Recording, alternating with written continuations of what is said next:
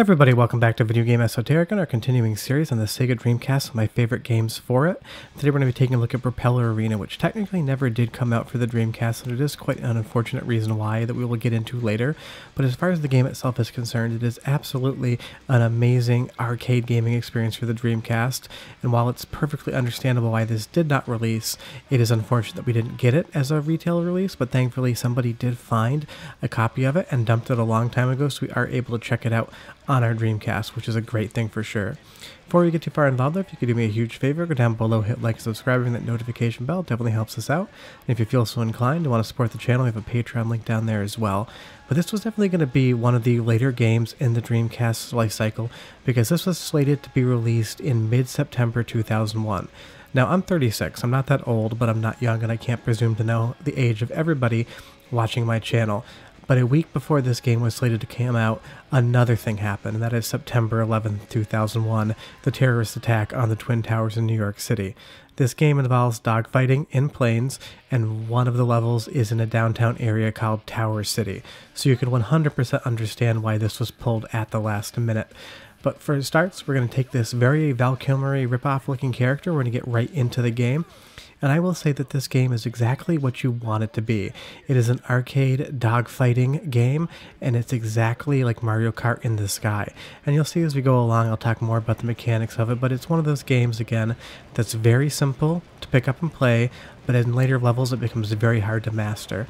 The core mechanics are, you are one of 6 planes in the sky, and you are dogfighting. You'll see as we get closer to a plane, you're going to get an orange reticle around it, and that means you're close enough to actually hit your opponent's plane with your machine guns. If you don't see that reticle, you're not close enough. So all you're really trying to do is close the distance between you and your opponent and shoot their plane down. You'll see at the bottom left-hand corner, Eagle Jam, that's our character, old Val Kilmer there. All you need to do is get to 10 kills and you win. Or if time runs out, if you have the most kills, you also win. But you'll see there it said press X. There is a prompt that if you lock onto an opponent's plane long enough, you will basically get an automatic kill. And it's not as easy to grab them in the first level, but as we go on, you're going to see that there's different colored crates that we can shoot open and collect, and it has a very Mario Kart feel to it where you can get different power-ups that are either going to make it easier for you or harder for your opponent, depending on what's going on. But you'll see there we got 10 kills, and we were able to clear that stage. And at the beginning of the game, it is quite easy. The first stage, it's almost impossible to lose, but as you get into later stages in the game, it becomes very difficult to actually win. But that's a good thing, especially for an arcade game, that once you beat it, you've kind of seen everything there is to see. This gives you just enough content that you're definitely going to be struggling towards the end to complete. But you'll see there's those crates right there, and that's what I was talking about. There's green, there's yellow, and there's red. Red are going to be the best, yellow's going to be somewhere in the middle, and you'll see there we got a little extra engine power for getting a green power-up. And in later stages, these are going to become really important because we have things like homing missiles that are going to make it a lot easier to kill your opponent, because as the stages go on, your opponents fly a lot better. They know when to turn out of your way. And you'll see here, if we do fly too high, we can stall the airplane out and we have to quickly rotate that analog stick to be able to come back around and continue to play. I mean, I've never flown a plane before, so I can't say how realistic that is, but I do know they stall. There's no analog stick that you wiggle to get the plane back in control, but it's still a really interesting concept. But as far as the Dreamcast is concerned, there were so many good arcade games on this console. While it's unfortunate we never got Propeller Arena, there's a lot of games that are as good for the system. But like I said, you can go download this now, and that's the great thing about game preservation, is that somebody did find an original copy of this. I don't know if it was pressed, I don't know if it was a CDR, but this game is complete. I don't know if there's supposed to be anything else added to it, but it literally has the very, very retail feel to it. And you'll see there I took my first death, and old Val Kilmer is floating down from the sky. Surprised Sega wouldn't have gotten sued by that, because it looks exactly like his character from Top Gun. But it's just an incredible game, and it's an incredible thing that we actually got to play this. And like I said, depending on your age, with September 11th, it is perfectly sensible that this game would be canceled. It was a day that changed everything, and Sega trying to release a dogfighting air combat game with one level taking place in a city would have been in very bad taste. And it's unfortunate that this game couldn't come out, you know, something on like the Xbox 360 or even the Xbox One later on in life as a remastered game, because this is incredible and I wish it had. I mean, it does have online play, but of course the Dreamcast is shut down, but this was meant to be a fully multiplayer game. And it's something that I wish we had gotten, because I would have spent a lot of time playing this with friends. But now we're in Tower City, and it's the level that unfortunately caused the game not to come out. What I'm going to let you do is listen to a little bit of the soundtrack, listen to a little bit of the sound effects. It is quite good, and I'll be back in about a minute. We'll talk a little bit more about Propeller Arena, but enjoy.